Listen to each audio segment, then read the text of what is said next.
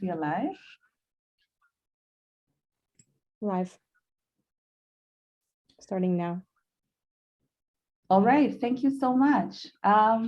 Thank you all for joining Women Political Leaders in the Generation Equality 24-hour round-the-clock event at CSW 66. I am so delighted to be your host and chair for this timely discussion when we are all gathered together in advancing women's leadership at an exciting, busy, and fast-paced moving world. So first of all, happy CSW week to everybody joining. Thank you so very much for taking the time and be part of this conversation. We welcome you. We are so happy to have you and so happy to have you join this conversation. My name is Shefa Okore. I am the Director for Policy and Advocacy at the Women Political Leaders Organization, or what I will be referring to, or what we abbreviate as WPL. So every time you hear me saying WPL, just know that I'm referring to Women Political Leaders Organization. So WPL is a global network of women politicians elected and appointed at the national and international level, including heads of states, ministers, and members of parliament. WPL's aim or mission is to increase both the number and influence of women politicians in their positions of leadership. So within Generation Equality specifically, WPL is one of the co-leads of the Feminist Movement and Leadership Action Coalition. And in the Action Coalition, WPL made two ambitious commitments during the Generation Equality Forum. The first commitment is women politicians transforming legislation, which basically encapsulates the fact that women political leaders commit to mobilizing and resourcing women political leaders and decision makers through the national transformative dialogues and the networks in up to 50 countries in order to drive tangible legislative and societal transformation towards generation equality objectives. The other commitment that WPL made at Generation Equality is transforming perceptions of leadership. As we all know, the perceptions of women in leadership is wanting. So WPL commits to transforming perceptions of leadership within politics, private sector, and civil society. This is because we all understand that women's leadership is not just tied politically and ends within politics, but also transverses all sectors of society, especially the civil space, the private sector, and other vast spaces like academia, health, and etc. And within these spaces, WPL will use its very famous Reykjavik Index for Leadership to measure the extent within which people perceive women and men as suited to lead. Expanding this index will be the core work of WPL over the next 5 years into at least 50 new countries so that we are able to amplify the data on the extent of the stereotypes that exist when it comes to women and leadership. So because of this work that WPL is doing within Generation Equality, we are today absolutely pleased to host this session on advancing women leaders' role in climate action. According to this year's CSW theme, achieving gender equality and the empowerment of all women and girls in the context of climate change, environmental and disaster risk reduction policies and programs. WPL welcomes commitment makers, stakeholders, partners, friends, colleagues, and everybody else who is aligned within our mission to ensuring that we increase the number, impact, influence of women, to this fantastic conversation that we will feature established, emerging, game-changing luminary women from the vast network that we have in order to have this vibrant conversation. Before I introduce our panelists, whom I'm very excited that we have today, I want to do some very brief housekeeping just to welcome everybody. And this goes to both the panelists and the participants joining. So please just allow me a couple more minutes to just go through this housekeeping and technical brief. One of them is, please remember, and this is to our panelists, to unmute yourself before starting to speak. And I hope I also remember this, because I also forget and mute myself. So unmute yourself, because sometimes you forget your full name, sure, and then everybody or anybody who's joining, who sees or gets to interact with this conversation later, gets to know who was talking and where you're from. And then the third thing is that this session is recorded, as we all know, but if you didn't know, this session is recorded and will be publicly available on the social media platforms for WPL for future reference. So keep an eye out for that. We shall share that in our YouTube channels and all other platforms. The fourth thing is to kindly avoid hearing any distractions and hope that we don't distract one another while we are talking, especially when the conversations are getting rich. Please, we are asking that you put your phones on silent, and then mute all the notifications on your laptops, whatever gadget that you're using. We ask that in kind. And then finally, and last but not least, is to all the participants, please use the chat to introduce yourselves and ask questions. We shall try as much as possible to answer as many as we can within the time that we have. So please feel free, ask the questions. If you have any technical difficulties, if you can't hear somebody or one of us, please do type in the chat below, and then one of our technical people who are in the back end will get to you and help you with that. So that being said, I am super excited. Like I said, I am Shefal Corey. I am honored to be hosting this conversation with phenomenal women today. And I would love to introduce the first woman whom we have here, who is called Nur Hayati. And I'm hoping that I pronounced this correctly again, Nur Hayati Ali, who is WPL Global Ambassador for Sustainable Development Goals, member of the House of Representatives of Indonesia between 2004 and 2019. Nur Hayati, welcome. We are so happy to have you, and thank you so much for being here.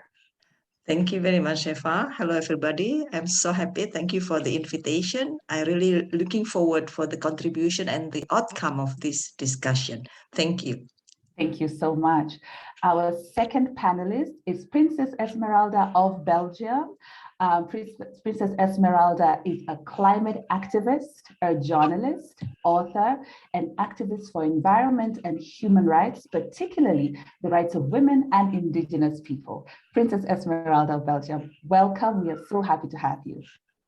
Thank you so much for the invitation, and hello to everybody. Thank you so much. Last but not least, we have Gabriela Cuevas Baron, who is the co-chair of the UHC 2030 Steering Committee, Member of Parliament of Mexico, President of the Interparliamentary Union 2017-2020, and of course, Girl to Leader Patreon Latin America. Gabriela, welcome. Thank you. Thank you very much for this kind invitation. I think it's a fascinating topic. Thank you so much. I will jump right into the questions because I know we have a lot to talk about and we have a lot to cover, and we're hoping that we can also take some questions from the audience. So I will start with the first general question, like an icebreaker question, and we'll ask this in the same order within which I introduce each and every one of you. So of course, the first person to answer will be Nur Hayati. And my question is, what are your thoughts on the status of women in climate action currently? Okay, it's a very good question because we know that climate change represents the most complex challenge of our time, Shefa. It requires concerted, proactive, and holistic response, of course. And this gender inequality might dramatically limit the resilience and adaptive capacity of women, families, and communities. It may also restrict options for climate change mitigation. So despite women being disproportionately affected by the climate change, they play a crucial role in climate change adaptation and mitigation, of course, because women possess unique knowledge and experience, particularly at the local level. So you know that the inclusion, the decision-making process is critical to effective climate action. A study 2019 found that increasing women representation in national parliament leads to the adoption for more stringent climate change policy, resulting in lower emission. At the local level, the participation of women in natural resource management is associated with better resource governance and conservation outcomes. So we really need a woman, especially with this CSW meeting, WPL lead, which in the in generation equality, it's very important that we know that generation equality means that we are in the same path. We have to start focusing in what we facing climate change, climate action, especially in Indonesia. We prone to the earthquake because we geographically located in the layer of ring. So in the ring of fire, in the ring of fire. So it's very important. We should really do this from now on. Thank you so much. Yes, thank you so much. I will pass it on to Princess Esmeralda. Well, yes, we know that the climate crisis is not gender neutral. We have all the statistics. We see that women are mostly more disproportionately affected by the climate crisis everywhere.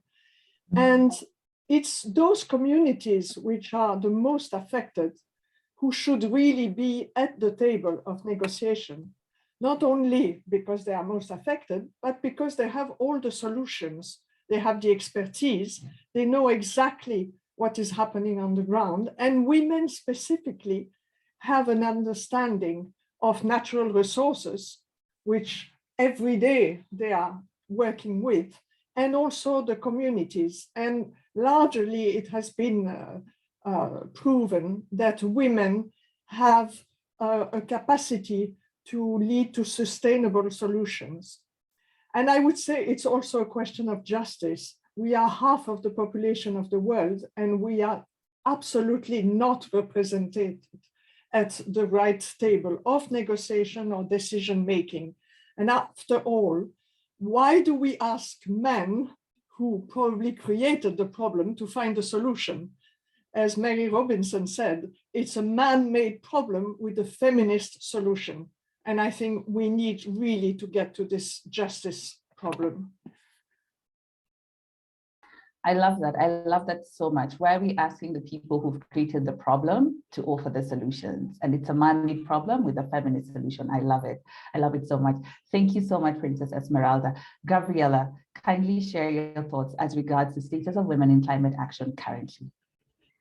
Well, women and men are experiencing climate change differently. It doesn't have the same impact for women or men.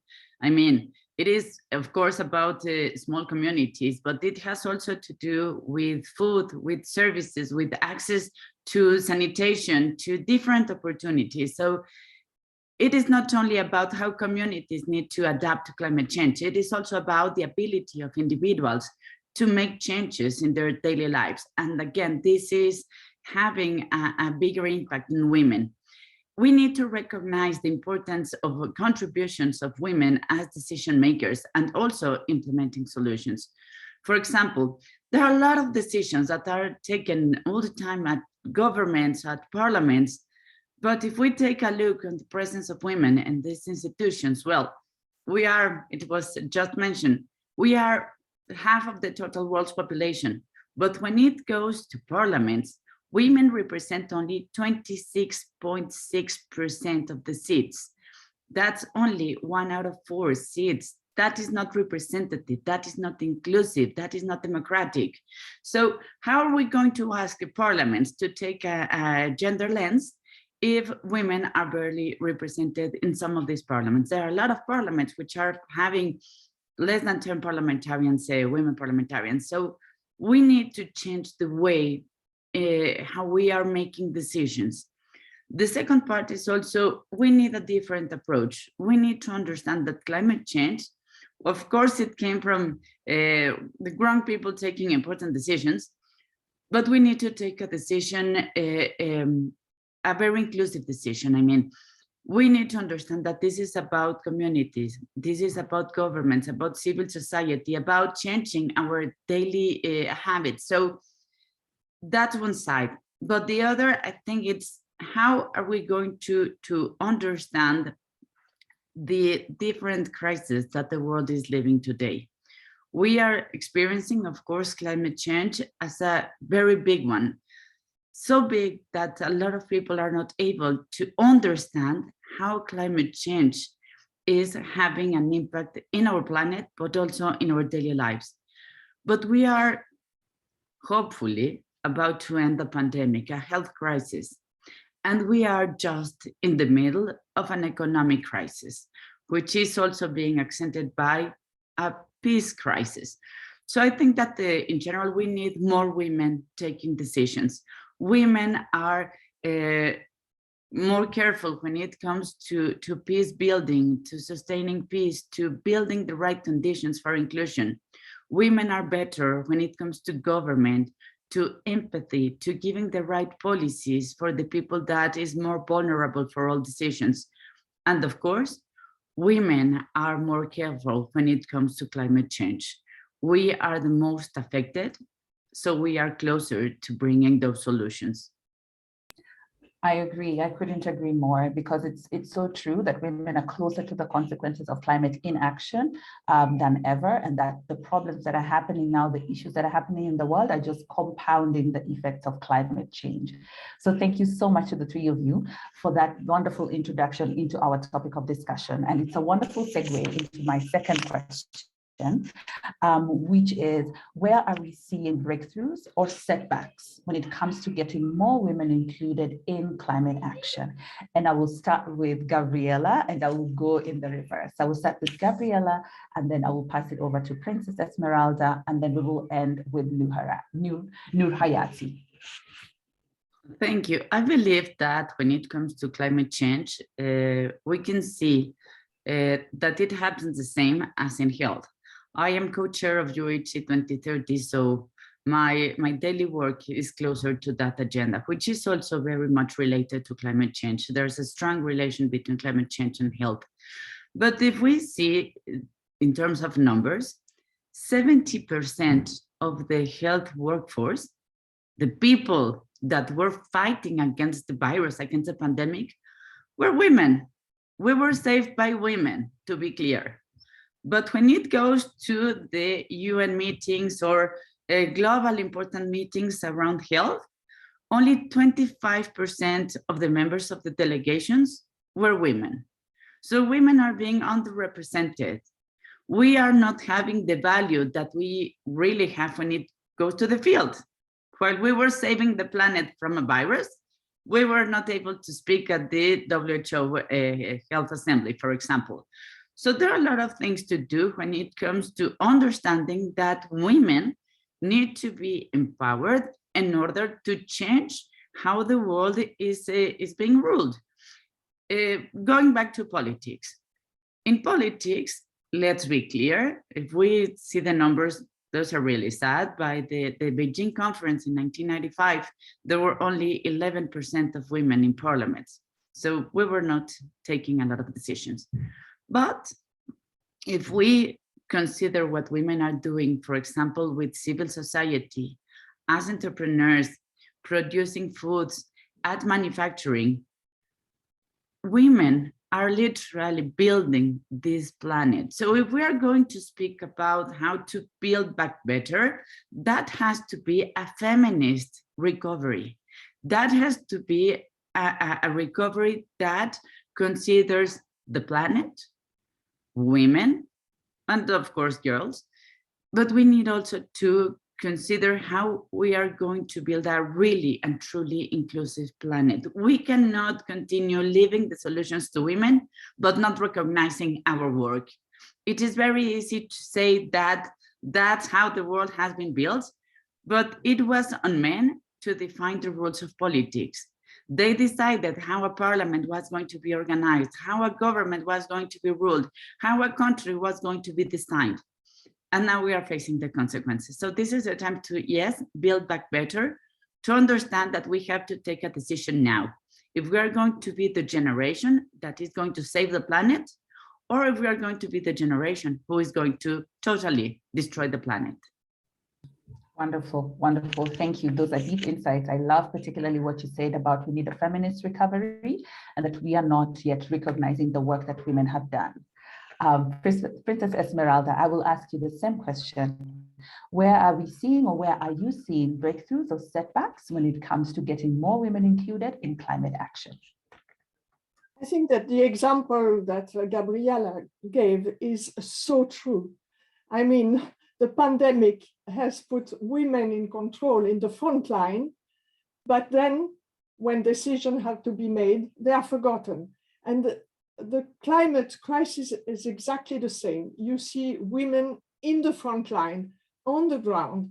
Also in all the protests, we have seen young people around the globe protesting for climate action, and they are mainly young women from the global north, from the global south. But again, when you go to the COP26, the last one in Glasgow, there were about 75% men in all the delegation. So there's something profoundly unjust and wrong. We need both vision. It's not to say that we want to replace men. No, we need that equality in the vision, because there are also some men who have that feminist empathy, transparency, and understanding. But we need to be 50-50 represented. And I think what keeps women still out of those sphere of action and decision is obviously because some men are afraid to lose control. They have had that for centuries, and they are not ready to let go. They are also afraid. So we have to push for justice, for equity, for a vision which is different. And we have talked about this empathy, this emotional intelligence, which was so clear during the pandemic.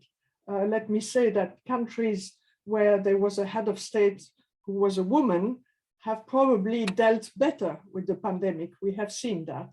And it is because of this empathy and honesty and emotional intelligence. So I really think we need that in the climate crisis as well. I agree. We need to keep pushing. And because we realize that men don't want to give up control, yet the world has been held together by women and the work of women, we must keep pushing. I agree completely. I will pass over to Nur Hayati, and then I will come back and introduce our new panelists who just joined us in a minute. So Nur Hayati, please let us know, where are you seeing breakthroughs or setbacks when it comes to getting more women included in climate action? Okay, thank you. Shefa, you know, then we talk about the challenge and setback. So we know that during this pandemic, two of my friends talking about how we still left behind in the decision making, how the woman still left behind in the participation. I think that we should see that we still not only this pandemic make us setback, but we ourselves, the one who should really realize that we are less represented, and we should, we do have the he for she for she slogan, but what's happening? Does it works? Do we have this as our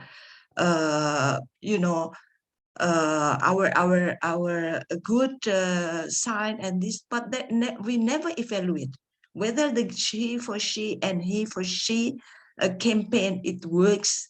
No evaluation. So what I'm trying to say, then this is still become our challenge, the woman's challenge.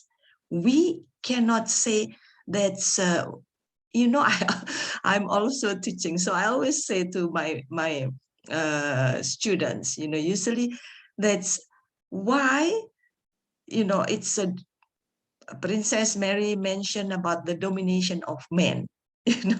Then if we see that, I told them, before you can change his story to her story, that the life will be the same. So you know what I'm saying. That's why they call it his story. Why not her story? This is also one behind. And you know that if we're looking for the young generation, young woman, they're complaining a lot. They say that we don't get the equality, we don't receive, even we have feminism, we have everywhere. We are fighting against this equality. We want the equality. We said that gender equality, we put law, legislation, 30% in Indonesia. We have 30% for women in, in our legislation, in our law. If if in the general election and the political party do not put 30% of the woman candidate, then they will withdraw. They cannot go through the election. But then in the election itself, we have she for she, he for she. But what's happening? Still money. Money, money, money concern. And this is our really, really weakness, because women have lack of access to financial resources, training and technology. And also, you know, that the restricted land rights still there, you see. And also the limited access to political decision-making spheres, like what we've been talking. So what are we going to do about this? This is our challenge. This is a burden for the woman. We are forget that we're happy with he for she for she slogan. I myself never happy with this slogan. Sorry to say, I'm very, not, because I want not only the slogan, but the outcome. We can measure what is the outcome. And everybody said that, okay, that this is a feminist. The men said that they're with us there. But in practical, no, we still left behind. We should realize this.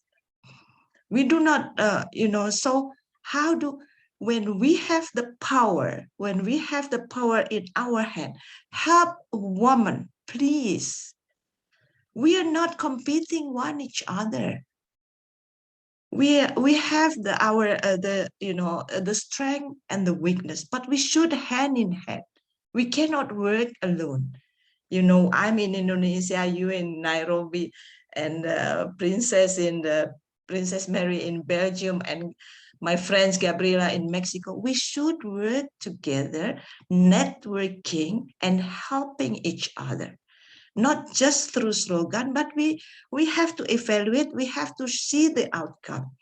If we want to do the climate, because climate change is affected women more.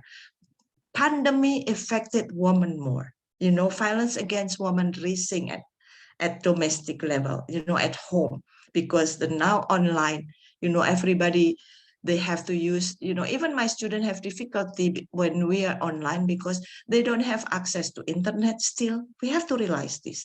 We still have a lack of access to internet, lack of access to electricity, lack of access. We don't have, not everybody have the mobile phone.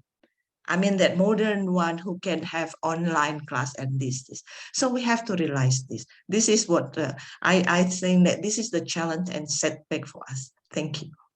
Thank you so much. And I think you brought up very critical and pertinent issues around access, around power and who wields it, the role of money in positioning women at the decision-making table. So thank you so much. Thank you so much to the three of you. I want to now officially welcome our fourth panelist, Oladosu Adenike. Please apologies if I have massacred your name. I apologize completely. But Oladosu is a young climate justice activist, eco-feminist, and the initiator of the Fridays for Future movement in Nigeria, specializing in equality, security, and peace building across Africa, especially in the Lake Chad region. Oladosu, please feel welcome and say a few words as regards what you think are the breakthroughs or setbacks that you feel women are facing currently in climate action. Welcome. Thank you so much. I'm sorry for the delay. I was having delay in logging in for the past 30 minutes. And so I'm delighted to be here with incredible panelists. And thank you for organizing this event. As we all know, I think prior to the International Women's Day, I did the 30 days of activism because I believe that we should look beyond just the Women's Day to try to see how we can mobilize action towards solving the defining issue of our time. And one of those guests is one of our panelists today, Princess. So she was there and she contributed very much towards the discourse, talking about women resiliency in climate action across the world, beyond Africa, Asia, and the rest. And so we could see different ways at which women are being impacted, that the climate change crisis is becoming worse or becoming something that is difficult to solve because we are living women and girls behind. And I do say that today's girls are, so those girls are definitely going to affect solar doctors and the rest, trying to contribute each of their efforts. But due to environmental hazard, such as drought, floods, they become victims of child marriage, using them as a survival strategy, dropping out of school, walking all around when their mates are in class, trying to see how they can improve their community. And so that is why it is important that we involve women, because we could see that because women have because okay, so because women have to trek this to get cooking water and the rest, I'm looking at the fact that as natural resources get limited, it affects women, becomes a barrier for them not to be able to gain more. And so due to this impact, they are unable to contribute their indigenous knowledge, because all of those time constraints that they have used to go get cooking materials and the rest affect them towards economic empowerment. At the same time, they're unable to take action concerning environmental protection and conservation, bringing their ideas, innovations, and the rest. So that is why we keep having environmental instability, because women are taking back or trying to provide solutions for those aspects. And looking at the fact that the lecture that I campaigned for, that restoring it and bringing or strengthening livelihood options is going to help women to strengthen their rights. Because currently in the Sahel, which is the Lake Chad region, we have over 20 million child brides. And so for every of those girls that becomes child brides, it affects their contribution. It could be a point of no return to them, and it's really dangerous to our economy, because where there are progress in environmental issues, it's definitely going to affect gender equality, because we saw a research from UN Women that stated that due to gender inequality, it's going to take 135 years for us to close that gap. That invariably means that for us to get climate justice, it's going to take a long time, because they all go hand in hand. That if we're able to solve the climate change crisis, then definitely we can solve gender issues. And if we can solve gender issues, then definitely we can solve climate change issues. And so that is why I'm very happy about this year thing that talks about all of those aspects. And that is what I've also been campaigning for, that, okay, we could bring up all of these topics during International Women's Day.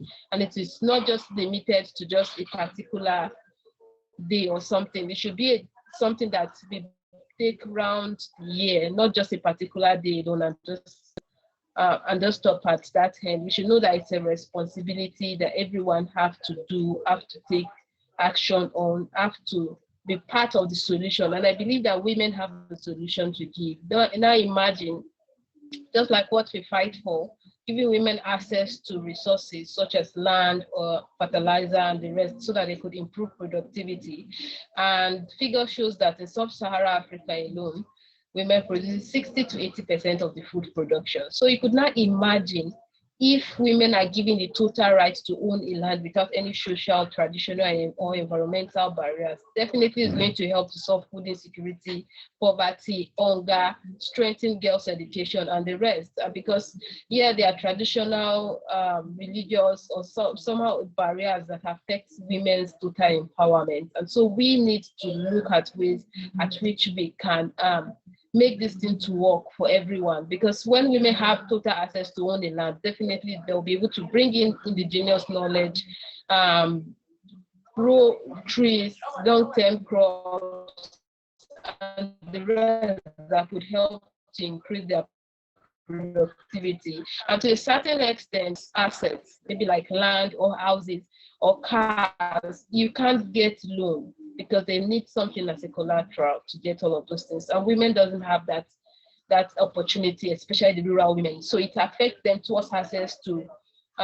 quality seed, fertilizers, equipment that they need for them to become empowered. So all of these issues are issues that are affecting us. And also we also need to look at the non-climatic factors, such as tradition, social norms, religion, and the rest that is affecting women, that is interplaying with climatic factors, and try to see how we can solve it at that end, not just only environmental issues, but non-climatic factors that are affecting women to own a land, you know, to become a change makers in their society, because some tradition, they just believe that as a way of protecting their girl child, they have to get married earlier than the legal age. So all of those issues, we have to solve it at both ends so that we don't leave any gap untouched. So I think I can stop here for now. Thank you. Thank you so much. And I think it is a wonderful segue into my next question, because I was going about that women have, right? And then ensure that they're implemented in national policy and legislation. So thank you so much, Oladosu, for that and for leading us into this next space of thought. So my other question is, how can we ensure that women's needs are captured or women's issues are captured and implemented in national policy or legislation to advance climate action? I shall start with Nur Hayati, and then I shall move to Gabriela. I shall go to the Princess Esmeralda, and then I shall go to Oladosu for brief comments on what you think and how we can capture these needs and implement them in national policy or legislation. Thank you so much. Nur Hayati, take it away. Okay, thank you. So I think that first that we need to have increased understanding of the links between gender equality and responding to climate action, climate change. I mean, for example, that we have the Lima World Programs on gender adapted at COP20. Remember, in 2014. I mean, promote gender balance and achieving gender responsive climate policy. But we know that Gabriela mentioned that still women are still underrepresented. And I was when we have climate change, I forgot you which one, what's the number, but in Bonn, I voiced out at that time, I said that we should really increase the woman, I mean that because we have the woman president already. Even in Indonesia, we have women as a president already. Yeah, we have our speaker a woman, but still the women are still not well represented. I mean that in legislation we have 30% women in political party. In political party structure, we have women. We have women as minister. You know, we have finance minister woman. We have forestry minister a woman too, and we have a woman in the cabinet. But still, yeah, if we see that, but still, I mean that how many in the cabinet? We have 34 cabinet, but Indonesian population is 270 million. And in the representative in the parliamentarian, local parliament, it's still lack of women. And so in the legislation, you know, when we have legislation types, you know, the focus on 30%, or we have a gender violence against women legislation, you know, domestic violence legislation. But who are representing in this parliamentarian are men. It's the woman still not there. You know, it's less represented. So how come we will have a fair, I mean, the gender based, I mean, that equality, but the representation still men. I do not blame the men. I do not say that they're wrong, but they things like Princess Mary mentioned, that they still think about they are superpower, regardless their race, their religions, you know, ethnicity, but men are men. The supremacy of men, we cannot blame them, but we, the woman, should take a step forward. We, the woman, should try to help other women. If we want to get more, better, I said that I do not compete with the men just to lift up the luggage, you know, to put my luggage up, but I'd rather competing with them with our emotional, or we do not show our emotional around that, but we can speak nicely, still being a woman, speak nicely, but smartly. So we should make them realize that woman has a wonderful thought. We can contribute a lot. Women can contribute more because we think differently. We do not have to compete with the men to lifting up a big, heavy burden, but we have to compete with the men through our mindset. So we have to really outward looking. We should really do not let the men push you to be, oh, you are domestic. You will only do in the domestic. You cannot think about something else outside the domestic issue. This is what we have to educate our children. We cannot do anything without education. We cannot do anything without giving them the access to education, access to the technology, introduce them how to use technology, because women always left behind when it comes to technology. When it comes to, we need our children, we need this for technology. We need the things to get the access to, now everything is online. So education is very, very important. We know nurturing, when we have, climate, we have landslide, then women always be in front. When we have a pandemic, women always in front. When we had a crisis, economic crisis, even though in domestic, for instance, that the husband lay off from the works, woman will take a lead on this. But when it comes to the decision maker, we are still left behind. This is what we need to educate. So education is very important, and access to finance, access to politics, we should open, especially when we, in the woman political leader, we have, we said that we are leaders, so we should open the access to other women. This is what I would really love to say. Thank you so much. I think your thoughts are very critical, and especially at this time when we are seeing that we've been fronting a lot of women only during the crisis, and then when it comes to decision making, the women disappear. So thank you for your thoughts. I shall go to Princess Esmeralda to also chime in and let us know what are some ways that we can capture and implement in national policy and legislation, the needs of women. How do we make sure this is happening? Esmeralda, come through. Well, I think we have to get rid of stereotypes. Women are still relegated to some professions and have no access, or not enough access, to technology and science, for example. And if we talk about the climate crisis, much of the solutions are based on science and technology. And women, therefore, are not as present as in other sectors. So we have absolutely to break that bias and say that women can be anything they want. And that starts with education. I agree. We have to educate girls and boys to think that both gender can be equally in all professions. And that's very important.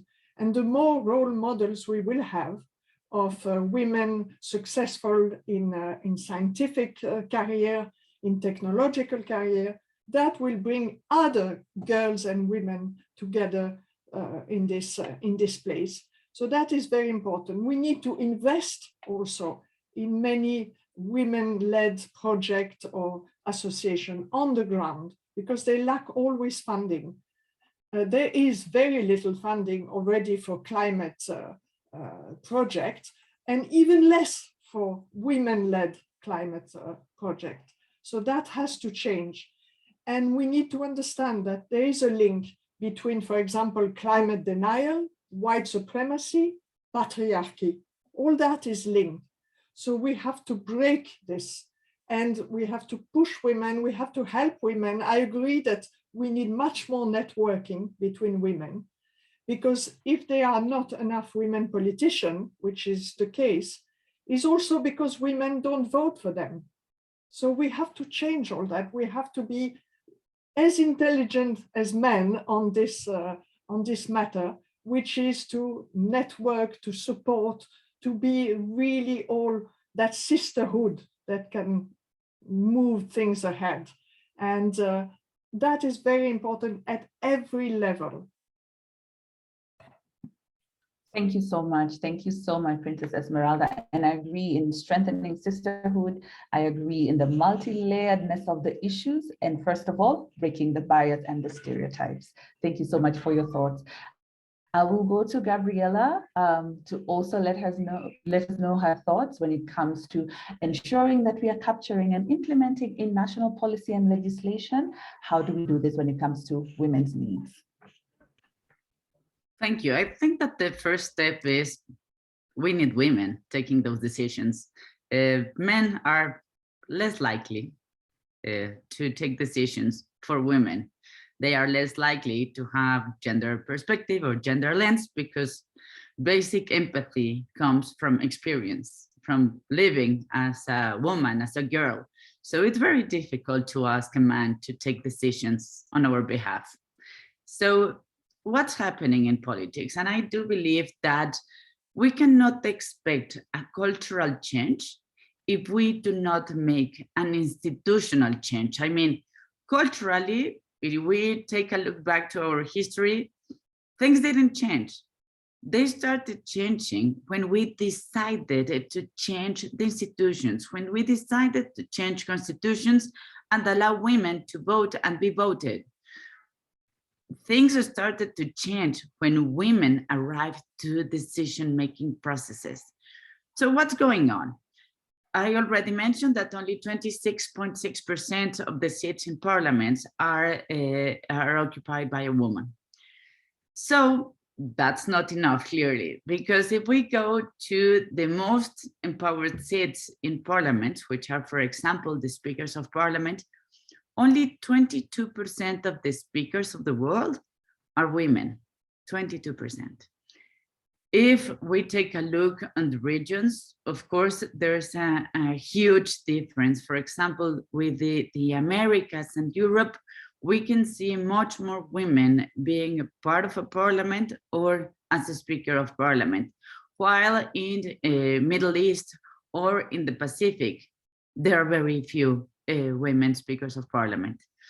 But talking a little bit about what Princess Esmeralda was mentioning, we have to get rid of stereotypes.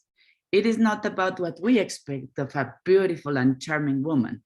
It is about how we can compete in equal conditions and how being a woman or a man is not going to make any determination or any change of the outcome that we can have. We want to compete in equal conditions. We are not asking for any favor. We are asking for equality. We are asking for having the same rules, the same conditions economically, socially, culturally, and even in religions. So let's go to these stereotypes that Princess Esmeralda was already mentioned, but bringing them to Parliament. The Interparliamentary Union made a very comprehensive study about this. When we go to who is presiding committees in Parliament, 69% of the gender equality committees are being presided by a woman. But only if we go to finance or to defense, in finance, it is only 15% of women, and in defense, 12%. So we are full of stereotypes. I could see how women were absolutely successful handling the COVID-19 pandemic with empathy, with good solutions, understanding science and technology, understanding how this was a challenge for the families, at the same time that it was super challenging for the countries and regions and the whole planet. So I believe that there's much more that we have to do for women in order to change legislation, to change public policy, and of course, budgets. If our priorities are not reflected in budgets, those are not priorities. That's only political narrative and blah, blah, blah. So, of course, again, if we want things to change for women, we need women taking those decisions.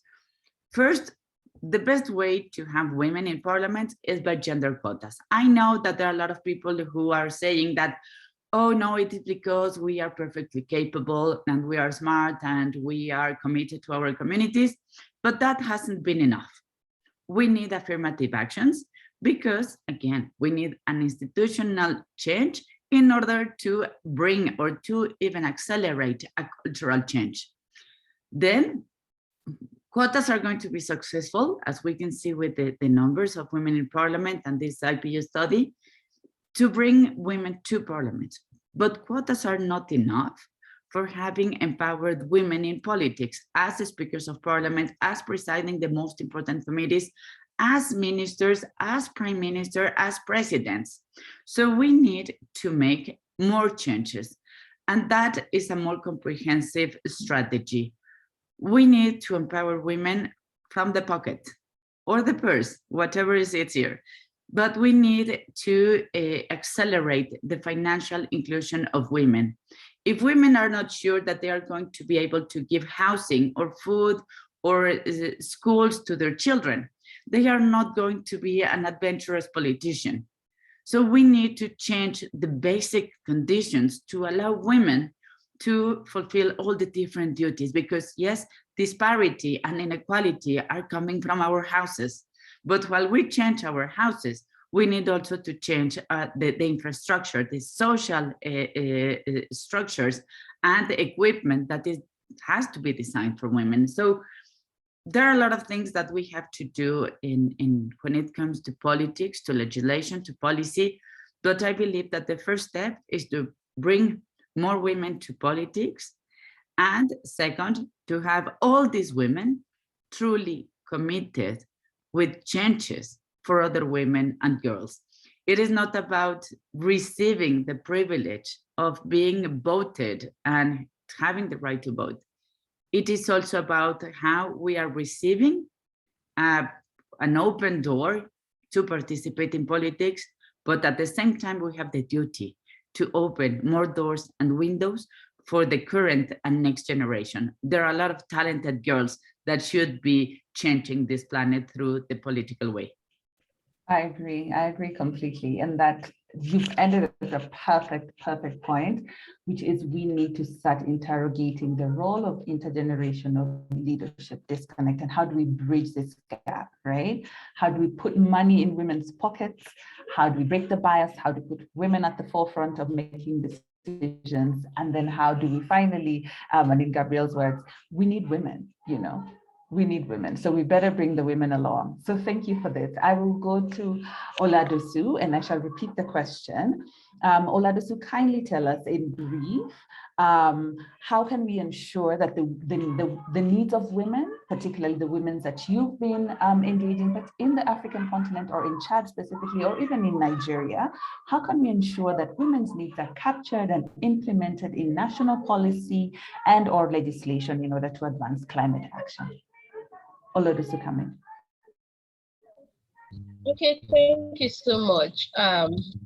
I've had other panelists, they have contributed, and I find it very, so I find it very helpful and thoughtful for what they have all contributed. But just to add a little of what I have to say, that the little number or the few number of women in the parliament can make things work, through supporting other women within their space, to bring them up within that same space, to see that they're also occupying spaces, no matter how little or how few that we have in our parliament or in different ministries or government agencies, that we are able to bring other women, support them, empower them, make them to be part of the decision making of the future and their present. And one of it is when I became a Nigerian youth delegate.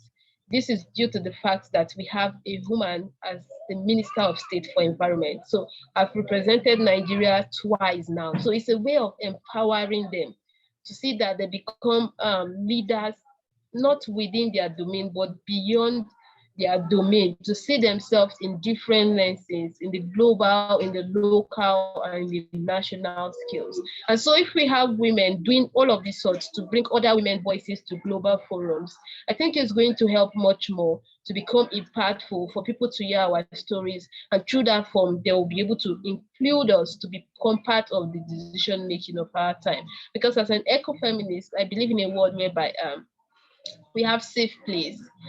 Women and girls have safe place to exercise our equal rights without any form of injustice. So no matter how little or few that we have in our various parliaments, we can bring other women to that space so that they can occupy too. So before we know, we have already taken over the parliament, you know. So with that, it doesn't just start just overnight. It's a gradual process of which we know we can make that happen if we are all in different positions, trying to bring other women, supporting other women to grow financially, empowering them. And so just to mention that even in the parliament in Nigeria here, the gender bill was brought up by a woman senator.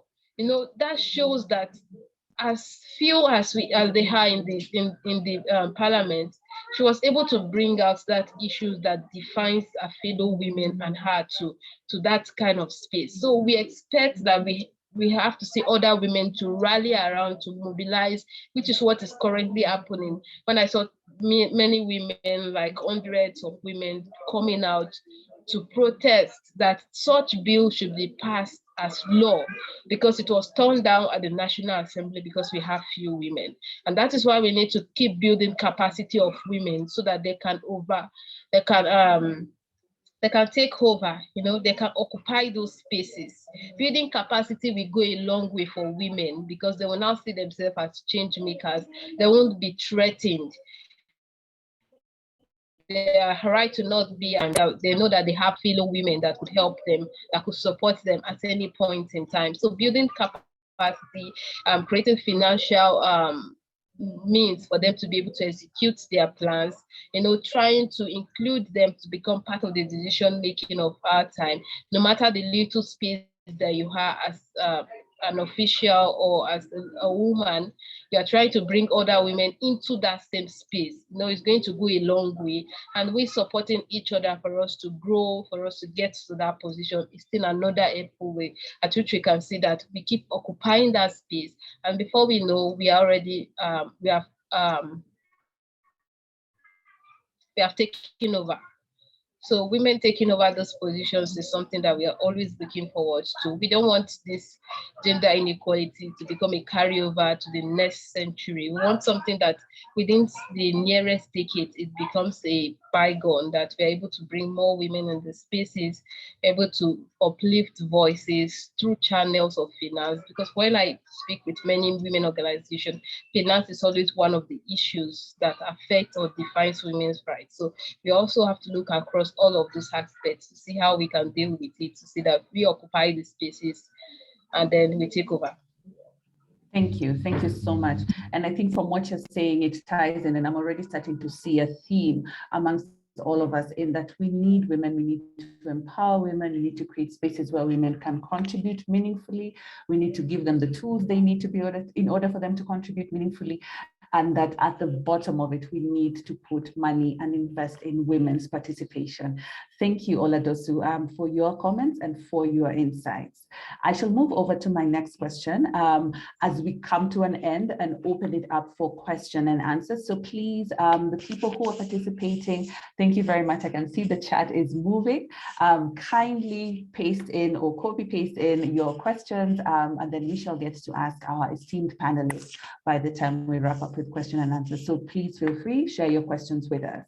My almost final question is as regards specific gender progressive climate policies. Are there any of you within your different areas of work that you are seeing now, or you are getting wind of, or you are participating in its formulation, implementation, etc., or you know about, that we should be focusing on, and why? right? So I will start with Oladusu, and I'll ask you to keep it a bit brief so that we can have all the other panelists chime in. And my question is, are there specific gender progressive climate action policy recommendations that we should be focusing on, and why? Okay, thank you so much. So one of those gender action plan is that of the women, peace, security. You know, we have that as a resolution. We also have the gender action plan as a way at which we can use to support women's rights, to help to strengthen those women's rights. But one of those issues is that we have different gender action plans. We have different agendas for women and girls to improve our society, to strengthen all them. But one of those issues that keep becoming a setback is when we don't have the structures to back up all of these plans, policies, to make it work. You know, we have different. Nigeria is one of those countries that have started the gender action plan, or that have taken into account gender action plan. But then the gender bill is something that we also have to pass into law in order to make it to work. So those bills or those plans are dependent on each other. That is where the issue comes in, that they are all dependent on each other. We cannot have a gender action plan without having a gender bill being passed as law. So it becomes a huge barrier for us to be able to deal with those crises. And women crisis is something that we have to deal with holistically. We don't have to keep any space unturned. If not, it becomes a setback. Just as the pandemic now, it brought a huge setback when it comes to gender inequality, achieving gender equality, because we now see increase in violence, the rape and the rest that was recorded, because women lost their livelihoods, they become displaced, you know, they are also the majority in an informal economy, which the COVID-19 affected the most. And so it becomes a very big issue. So bringing up things that would help women to improve their livelihoods, I think is something that is much better. That livelihood is very important for women to strengthen their financial stability, their bargaining power.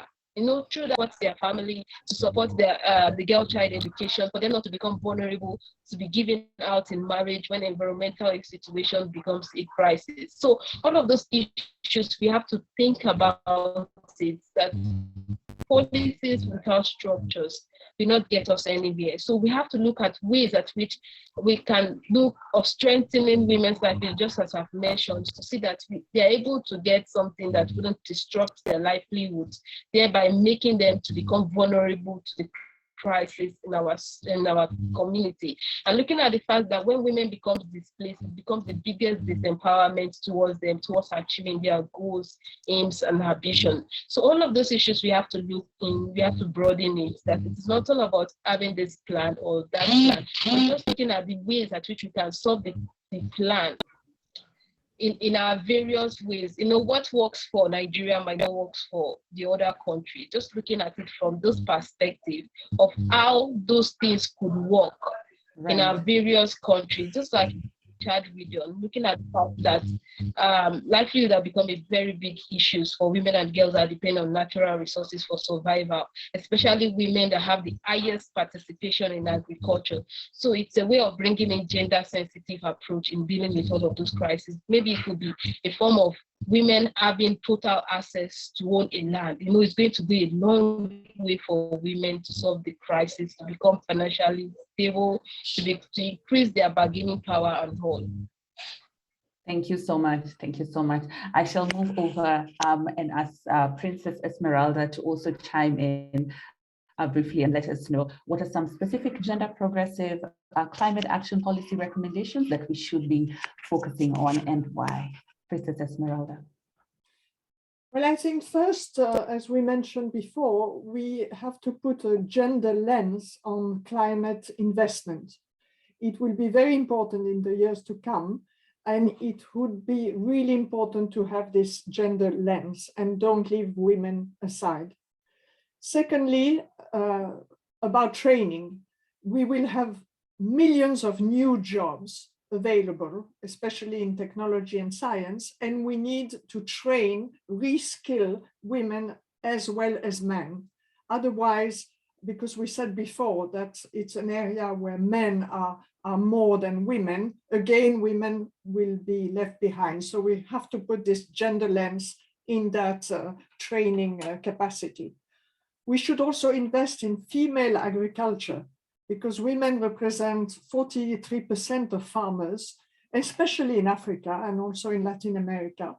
And they don't have the same access to funding. They don't have access to the same access to right to lands, as we mentioned before. So this is also an important point of view. Finally, education. We should educate girls and women about the climate crisis, because once the women have all the tools and the statistic and the access to information, they can really not only work in that sector, but they can only teach their children, their family, their communities. So it has an enormous impact. And in my field, because I'm a journalist and an author, I think we should raise the voices of all those women, especially in the global south, especially indigenous women, who are doing an incredible work on the ground and who are not listened to, or at least not heard enough. So we have to amplify their voice, we have to tell their stories. And because we need so much this different vision, this creative vision, we need the young people. We have heard Oladosu, who is so eloquent, who has so much expertise, and there are hundreds, thousands, millions of young girls like her that we should be having around the table. And because we are living an incredible existential crisis, several actually, because it's the health crisis, it's the climate crisis, it's the racial crisis, social crisis. And for that, to solve all that, to have a systemic change, we need all the different voices of women, of men, of young people. And so that's what we have to do. We have to work on this and please have more women at all levels of decision-making and participation. Fantastic, wonderful. We need all women, we need diverse voices, we need to amplify indigenous voices, we need to bring the people within the margins to the center, we need to ensure we're expanding the decision-making table. Thank you so much, Esmeralda, Princess Esmeralda, for your thoughts and your insights. I shall now move over to Gabriela Baron to also share her thoughts as regards specific gender progressive climate action policy recommendations that we should be focusing on, particularly in the political field where you're at and where you have tons of expertise. Gabriela, share with us. Thank you. Well, the first part is that we need to go to legislation. First, to be sure that women and girls are going to have the same rights as men and boys. There are still 2 billion women, 2.5 billion women and girls that are still being discriminated by their national law. And that has an impact in many different fields. I mean, if we already have this huge inequality from the very basic system, which is our legislation, what can we expect with climate change, which is creating more and more inequalities? It's like, for example, with the pandemic. Now we have a more unequal world, and we have huge disparities between men and women, even bigger than the ones that we already had before the pandemic. So the same is going to happen with climate change, because it is affecting more women than men. So we need, again, to go back to basics, legislation, to understand the responsibility of the taxation system, but also of how are we designing budgets. If it doesn't have gender lens, and it is not understanding the responsibility on fighting climate change, those budgets are going to nowhere, because the world is changing, and it's changing really fast. And we cannot ask only to people to be resilient, to adapt, but we need to put an end to climate change and to the global warming. So that's the first part, how we can move from the political sphere, in terms of, yes, the parliamentarian responsibility, but also with governments, how governments can design better policies in order to fight climate change, but also maintaining this gender perspective. I go again back to the financial inclusion of women. If we are not capable of understanding that including women could be a trigger for development, for inclusion, for economic growth and well-being, then we are not understanding how the world is living today. We have a huge challenge to have an economic recovery after the pandemic. The only way where we can build a better world is including women. It's understanding that it is not only about human rights, which it is, but it is also about the strategy on how we can have an economic recovery, how we can fight inflation, how we can make economic growth, how we can make all these different macroeconomic variables to go to well-being, to understand that the job of governments, it's about improving the quality of life of all the populations. So that's a must. And when it comes to women and girls, again, we have these human rights, but it is also a strategy. And it goes, of course, to agriculture, to manufacturing, to the different economic opportunities that Princess Esmeralda was mentioning. But it is also about having the same access to basic services. For example, to having the same access as men and boys to health services. Women shouldn't be subject to ask for permission for their husbands or family to go to a doctor.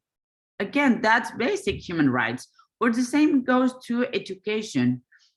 It's unbelievable that we are not putting enough attention to what's happening, for example, in Afghanistan.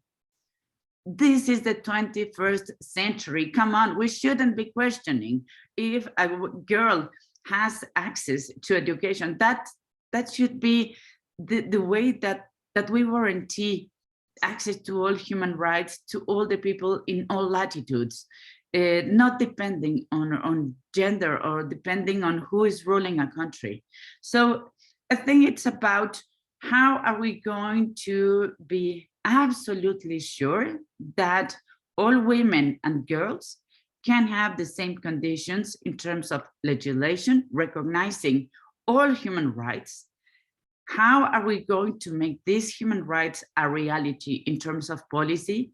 And how are we going to get involved with the private sector, where women should be also present on boards in terms of jobs, in terms of subsidies, about accessing to the banking system? How are we going to be at the economy and in the same conditions as men? And of course, how are we going to change our culture? There are some decisions that should be only unacceptable. We should not be fighting anymore for recognizing our human rights. That should be a must. And I believe that has to be our duty from now until 2030. We have a development agenda. We have all the 2030 goals, and all of them are related to the inclusion, to the equal condition of women and men. And I believe that has to be the short and medium-term goals, to have an equal, a fully inclusive planet. Agreed completely. And I couldn't put it much better. And I think I'm hearing a theme as well with you, which is cross-sectoral partnerships. How do we partner? How do we make sure that these partnerships are delivering on legislation? How do we make sure that everybody else is doing their role when it comes to implementation of this policy? And then at the very bottom, all I'm hearing is, how do we make women the center of this entire dialogue? Thank you so much, Gabriela. I shall go to Nur Hayati to close us in this question, and I will repeat the question, which is, are there specific gender progressive climate action policy recommendations that we should all be focusing on, and why? Nur Hayati, welcome. Nur Hayati, you're on mute. Sorry. Sorry, I forgot to unmute. Okay, thank you, No Shefa. problem, no problem. That I would really like to be focusing on the at national and subnational levels. Important steps forward include the design and planning of policies. So I think it's not only in Indonesia, we do have now is decentralized government. So that's why I mentioned that at national and subnational levels, because the important policy, the design and planning policy, programs and project, as well as financing, implementation and monitoring and evaluation. You know, awareness is very, very important to make the people aware that's what has been going on, what's going on. You see, it's not only politically awareness, but it's also because the climate action, the climate change is make this stability of the nation one. You know, that like I mentioned before, that in Indonesia we prone to earthquake because we are in the ring of fire. And then also it is important to ensure equal space, resources for women and men to participate in climate change decision making and action at all levels. So as all the speakers, I mean the panelists mentioned, that we need men and women. It's not because the woman affected more than we should do more, but we should be hand in hand to do this. And another things that we need to focus on climate finance. Climate finance should be accessible to both men and women and designed to generate mutual benefit, not exacerbate pattern of inequity. You see that we in Indonesia, because we know that we're prone to earthquake, so we have early warning system. This is what we need to you know, in the legislation, we make sure the budget that we have spent for the early warning system. And we have also the what we call in Indonesia that the rescue body, national rescue body, you know. So we give them the budget, we give them the early warning system, and we give them, this is the budgeting also very important. And the other things that we should really implement it or focusing on, it's not only legislation, but also the law enforcement. You know, the law enforcement, because it makes deforestry and everything, that's oxygen, green economy and everything, but we still have illegal logging. You see, if we do not do the law enforcement, and usually this not by women become affected. I mean that it's not only this is a stereotype, but this is the fact that illegal logging and corporation, it's really should be, you know, we not only need to have the legislation or the law, but we only has to focus on law enforcement to save this climate action, climate change. It should be law enforcement are there. So it's law enforcement, of course, it's without any discriminating, you know, discrimination. I mean, discrimination is, you know, now we know in this pandemic, in this, you know, we have sad story actually. We never want this happen to us, you know, and this will affect not only now, but our next generation. That's why the equality, generation equality is very important. So I mean that we have to think that this pandemic is not only stopping there or 5 years. We have, Gabriela mentioned that the goals of 2030, which is global sustainable development goals, which all are there. The women are occupied mostly the goals and the equality, you know. So we have to realize, we have to focus on this. Pandemic is not only affecting us now, but we should really make a precaution. That's what's next. the woman should really have the prediction, because we will suffer more. We know that we always get affected with the things, but we have to have precaution. We have to have what's next. We have to think what's the future for our generation. So this is what really matters to us, to think what the future, where is the not only 2030, but we will live this forever. But we know that, like I mentioned before, there's law enforcement, because if we can get this Gandhi's word, they said that the word enough, the word itself, it's enough to feed everybody, this word, but not enough, never enough to feed one greedy person. So I know that this is what we should have precaution, and we should really anticipate.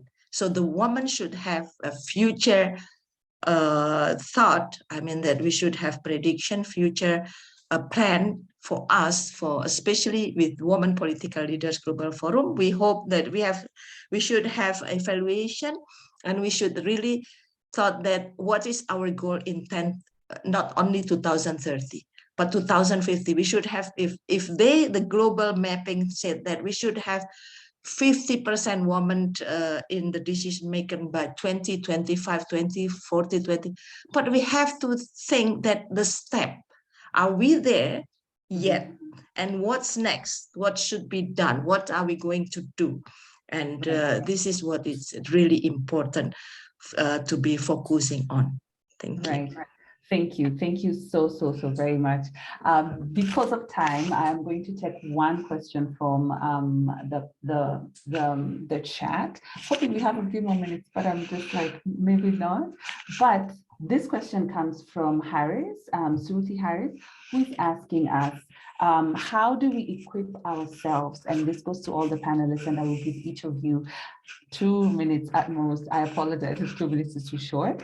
2 minutes at most to answer the question. So she's asking us, or they're asking us, sorry, how do we equip ourselves to fight gender-based aggression and sexism more effectively? Women are expected to make compromises to accept what little power is offered to them. How then do we deal with this?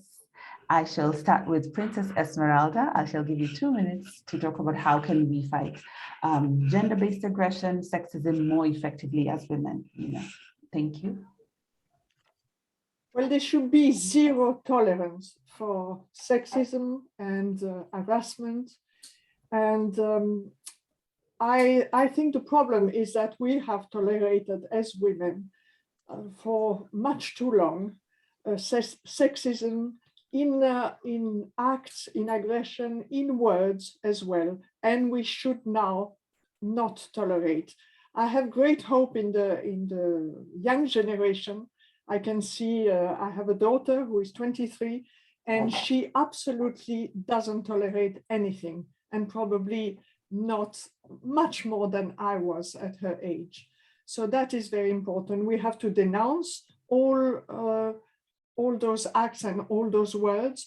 We have to have a much stronger legislation. We need to insist on the concept of consent, which is still not shared by many countries. So yes, there are still many problems, and we should be much more radical on that. Agreed. We should be much more radical, and there should be zero tolerance. Gabriela Baron, I shall ask you the same questions. How do we equip ourselves to fight gender-based aggression and sexism more effectively? Well, first we need to design the right institutions for allowing women to be in a safe space. For example, when I was presiding the IPU, we developed a study, first worldwide and next with the Parliamentary Assembly of the Council of Europe. And what we found is that it is very often where we see women that are suffering sexual harassment or some kind of political violence, but they don't have the right institutions or procedures on how to make a very formal complaint and to look for a sanction, a consequence to these men that are using their power position to be a sexual aggressor. So that's very important. I believe in the power of legislation and the power of governments in terms of having clear rules, clear laws and procedures and institutions to protect women in all different spheres. Of course, not only in parliaments, that was our study, but that has to be replicated in all different spheres. The second part, I believe, it doesn't depend on the state, it depends on us. We are living new times, and I believe that this is a positive signal. When I started in politics a very long time ago, 27 years ago, there were no possibilities for women to speak up. It was our fault. It was on us. And now things are changing. Now we can speak up, and we have to. We have to be brave. Yes, we are opening new roads for women and for girls. But if we are not able to speak up, this is going to remain in a terrible silence. We need to give more visibility. I believe that this Me Too movement was very successful in that regard. We discovered that we can speak up, that we can be protected, we can be heard, and we can look for sanctions against this kind of men. So I think that's the second part. We need to be brave. And the last one is that we need more solidarity. Right. We need to trust more among women. We need to protect each other. We need to become a team. We have been growing at least in politics, but I believe it's the same in businesses. We have this perverse and false idea that we need to compete with other women. Right. And it is not about competition. I think that is precisely the opposite, and we need to change that mindset. It is about solidarity. It is about understanding us as a team. It is about designing a common strategy and the plan to implement it. In the way that we're able to support each other, we are going to be stronger. We don't have to compete against other women. We need to compete against the system that was designed by men. And I truly believe that if we are able to change that mindset, and if we are able to support each other, we are going to have significant changes in a shorter term. We need that, but we also need to change the way we think, the way we saw each other. I do believe in the power of solidarity. Agreed. I couldn't agree more. I shall move over to New Hayati, and I shall ask you to keep it very brief because we're running out of time. How do we fight? How do we equip ourselves to fight gender-based aggression and sexism? Very briefly. New Hayati, you are on mute again.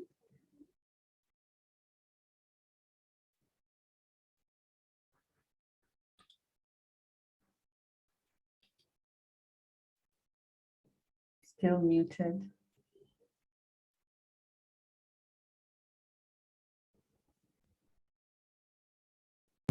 Okay, how about now? Yes, now we can Okay. hear you. Yes. Okay, thank you. Sorry. You know what we have to do? It's build your confidence. Build your own confidence. So do not let anybody, toward you, to put you for abuse. So if you are confident enough, you are strong enough, you show yourself, you are confident, you are tough. And I'm sure that for me, it's zero tolerance for gender-based, sexism. I don't like that. But what you should do is from yourself. That's why for the girls all over the world, for the woman, build your confidence and be tough, be strong. Show that, make a report, make them, embarrass them. If they do something, that show them that they are not a good person, shout at them. You can shout at them when someone try to disturb you with the gender-based violence with this, so you can shout at them, embarrass them, be confident that no one can touch you. You have no right, because you have the right for yourself, to defend yourself. This is my really message to everybody. Thank you. Agreed. It's Thank you. Thank you so much. Be confident and be strong. I agree. Oladosu, finally, it is your turn, and I'll ask you to keep it very brief. How do we equip ourselves to fight gender-based aggression and sexism more effectively? Okay, thank you so much. I think to me is to know your rights. When you know your rights, you know what is good and what is bad and what you can't tolerate at all. So those rights is going to help as a guiding principle for you. How do you know your rights? When you are educated, educating people, advocating, mobilizing them, raising awareness about these things, because these things exist in our society, but some people, they don't know it. They thought it's just a norm. You know, they see it as a norm when a girl child is being given out in marriage very early. They see it as a norm when, you know, they have to walk around the street. They see it as a norm when they have to go long distance to get all this firewood or something. But it's not a norm. It's just lack of, it's misplaced of rights. So when you know your rights, you will know how to fight for it. You will know ways to fight for it and how to make those things become a bygone, then to bring your rights to become a reality so that you can fight against any kind of crisis that is in your system. And also looking at a country in general, that it calls for a system change, a system that fights out violence against women, sexism, I know, that fights it out. You try to take it out of the system. System is needed in our world today. See that it fights it out. It's not just only me trying to fight it out, but other women, even our system, trying to uphold that right of gender equality, of zero violence for women and girls and the rest. Thank you. Right. Thank you so much. Thank you to everybody, our panelists specifically, for this enriching, illuminating, and enlightening conversation. I think we have had such wonderful tidbits in terms of what needs to happen. And when you're talking about putting women at the center and at the core of climate action, and a few of them are just, I'm going to mention very few of them before I wrap up. And one, some of them are figuring out how to make the issues become contextual, understanding that the issues are disproportionate, understanding that women's issues must be championed by women, investing in women, actively ensuring that women are participating and also at the decision-making table. And closing off with Gabriela Baron's words, we need more women. So thank you so much to this esteemed panel. Thank you for your insights. Thank you for your time, and for our participants and for your participation and sending over all your questions. Apologies we couldn't answer all of them, but we shall try as much as possible next time when we have the opportunity. So to Nuharati Ali, thank you for being here and for your time. Princess Esmeralda, thank you so much for granting us the opportunity. Gabriela Barod, I cannot imagine how busy you are. Thank you for taking the time to share your insights, to be with us this evening or afternoon. And to Oladosu, finally, thank you so much for joining despite the difficulties. Thank you so much to everybody. I want to wrap up and say we need more women in leadership, in power, in decision-making all the time. Thank you so much, everybody, and have a wonderful, wonderful. Yes. Can we have a picture together? Oh, yes, I think our technical team can figure that out. I am absolutely useless when it comes to technology. I believe one of them will take the picture and send it to us. Yes, but absolutely, absolutely. Okay, thank you, everybody. Thank you, everybody. Be well. Have a good day, good evening, good morning, wherever you're joining us from. Have a wonderful rest of your day. Thank you all so much. Thank you. Thank you. All right. Bye. Bye. Bye, Gabriela. Princess Mary. Bye. Bye, Aldous.